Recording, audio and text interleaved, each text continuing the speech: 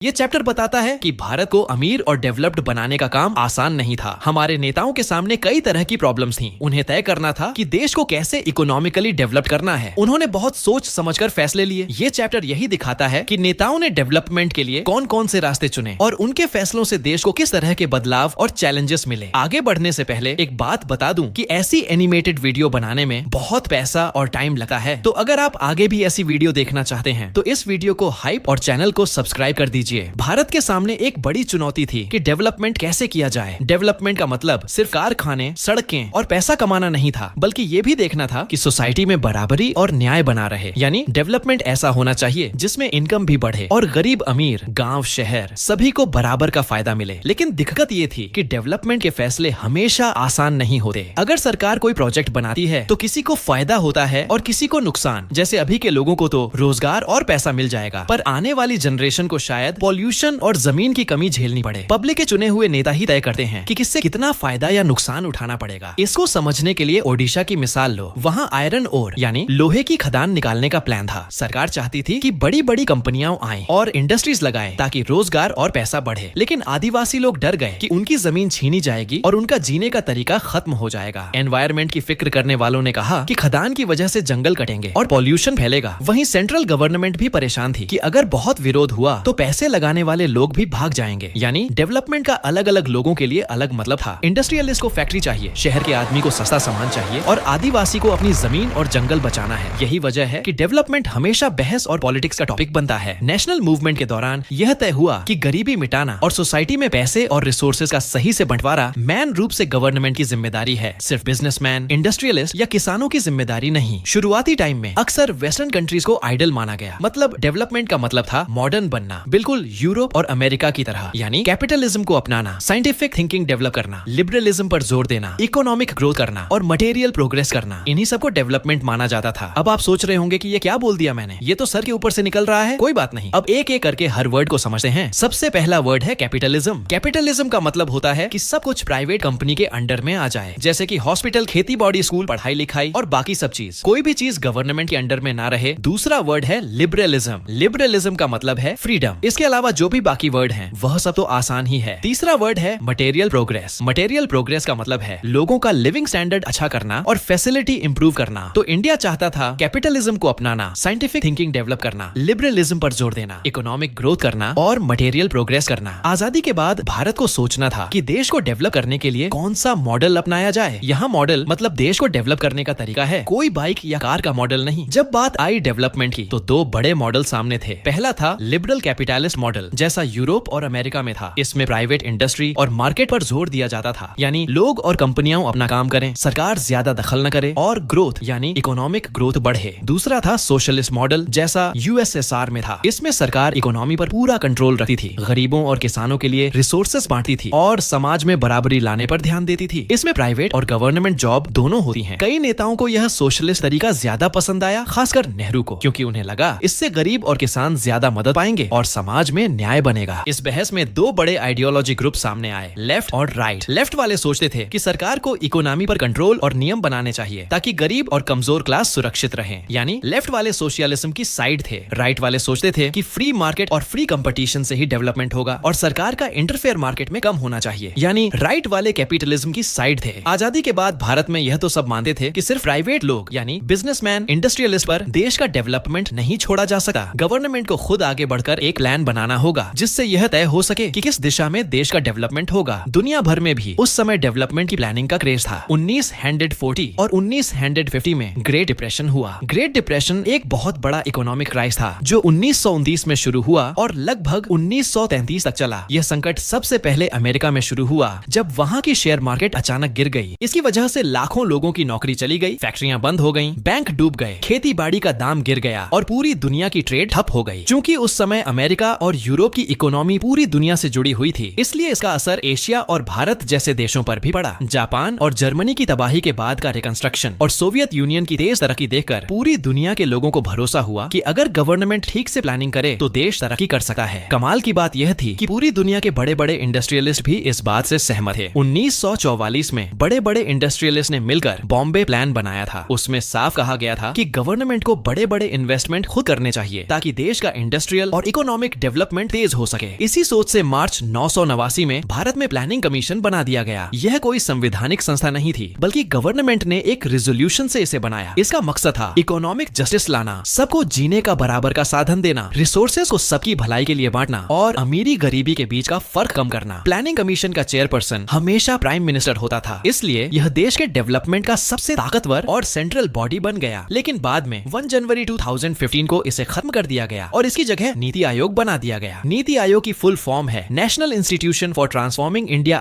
आजादी के बाद भारत ने 5 ईयर प्लान्स भी शुरू किए, जो सोवियत यूनियन के मॉडल जैसे थे। इनसे गवर्नमेंट अब देश के लिए लंबे टाइम की योजना बना सकती थी। इसका मतलब है कि 5 साल या उससे ज्यादा टाइम के लिए सोचकर डेवलपमेंट के काम किए जाते। इसके लिए पैसे 2 हिस्सों में बांट दिए गए, जैसे सरकारी दफ्तरों, कर्मचारियों और छोटे कामों पर खर्च होने वाले पैसे। दूसरा हिस्सा 5 साल की इंपॉर्टेंट योजनाओं के लिए था, जैसे बिजली, रेलवे, सिंचाई, इंडस्ट्री आदि। आसान तरीके से कहा जाए तो अब सरकार छोटे खर्च और बड़े डेवलपमेंट के खर्च अलग अलग रख सकती थी। हर 5 साल में 5 साल प्लान बनता था। शुरुआत में 5 ईयर प्लान को लेकर बहुत एक्साइटमेंट था, खासकर दूसरे 5 ईयर प्लान में। दूसरा 5 ईयर प्लान 1956 में बना, लेकिन जैसे जैसे समय बीता और चौथे प्लान आने लगा, लोगों का एक्साइटमेंट कम हो गया। आखिर में 1936 में देश में इकोनॉमिक क्राइसिस आ गया, इसलिए सरकार ने कुछ समय के लिए प्लान हॉलिडे लिया, मतलब 5 ईयर प्लान को रोका और नई योजना बनाने से पहले रुक गई। पहला 5 ईयर प्लान 1951 से 1956 तक चला। इसमें मैनली खेती और विलेज डेवलपमेंट पर ध्यान दिया गया। इसमें बड़े बांध और सिंचाई योजनाएं जैसे भाखड़ा नांगल डैम शामिल थे। इकोनॉमिस्ट के एन राज ने सुझाव दिया कि भारत को सिलौली डेवलपमेंट करना चाहिए, ताकि डेमोक्रेसी खतरे में न पड़े। राज बोले, सिलौली करो, पहले खेती, गांव, बेसिक जरूरतें संभालो, फिर हैवी इंडस्ट्री पे जाओ, ताकि सबको लगे कि डेमोक्रेसी उनके लिए भी काम कर रही है। प्लान ने जमीन के बंटवारे की समस्याओं को मेन प्रॉब्लम माना और भूमि सुधार पर ध्यान दिया। मकसद यह भी था कि लोगों की बचत बढ़े और नेशनल इनकम में बढ़ोतरी हो। दूसरा 5 ईयर प्लान 946 के बाद आया। इसका मकसद तेज इंडस्ट्रियलाइजेशन और भारी इंडस्ट्री थी। इसे पीसी मोहल्लानोबिस के अंडर में तैयार किया गया, जो तेज इंडस्ट्रियलाइजेशन और पब्लिक सेक्टर के बड़े रोल के सपोर्टर थे। इस प्लान में सरकार ने घरेलू इंडस्ट्री की सेफ्टी के लिए टैरिफ लगाए और बिजली, रेलवे, स्टील, मशीनरी और संचार जैसे एरियो में बड़े इन्वेस्टमेंट किए। जब इंडिया ने हैवी इंडस्ट्री पर ज्यादा ध्यान दिया तो प्रॉब्लम यह आई कि उस टाइम हमारे पास अपनी टेक्नोलॉजी नहीं थी, इसलिए मशीनें और तरीका हमें बाहर से खरीदना पड़ता था, जिस पर बहुत सारा विदेशी पैसा यानी फॉरेन एक्सचेंज खर्च होता था। दूसरी दिक्कत यह हुई कि एग्रीकल्चर की तरफ कम ध्यान गया। इससे खतरा था कि कहीं खाने की कमी न हो जाए। कई लोग कहने लगे कि सेकंड और थर्ड प्लान में ज्यादा फोकस शहर और इंडस्ट्री पर है, मतलब इसमें शहरों की तरफदारी है। उनका कहना था कि इंडिया जैसे देश में पहले एग्रीकल्चर और उससे जुड़े काम जैसे फर्टिलाइजर, औजार, गांव के डेवलपमेंट पर ध्यान देना चाहिए था। एक और बड़ी गड़बड़ ये थी कि कांग्रेस पार्टी ऊपर से तो सोशलिस्ट प्रिंसिपल्स, मतलब सब कुछ गवर्नमेंट कंट्रोल करेगी की बात करती थी, लेकिन सरकार असल में कई बार प्राइवेट इन्वेस्टमेंट को बढ़ावा देना भी अपनाती थी। इसका जस्टिफिकेशन यही दिया जाता था कि चाहे जो भी तरीका अपनाओ, मकसद होना चाहिए ज्यादा से ज्यादा प्रोडक्शन। तो बस दोस्तों, इस वीडियो में इतना ही। मिलते हैं नेक्स्ट वीडियो में, तब तक के लिए गुड बाय। वीडियो अच्छी लगी हो तो हाइप और चैनल को सब्सक्राइब कर दीजिए।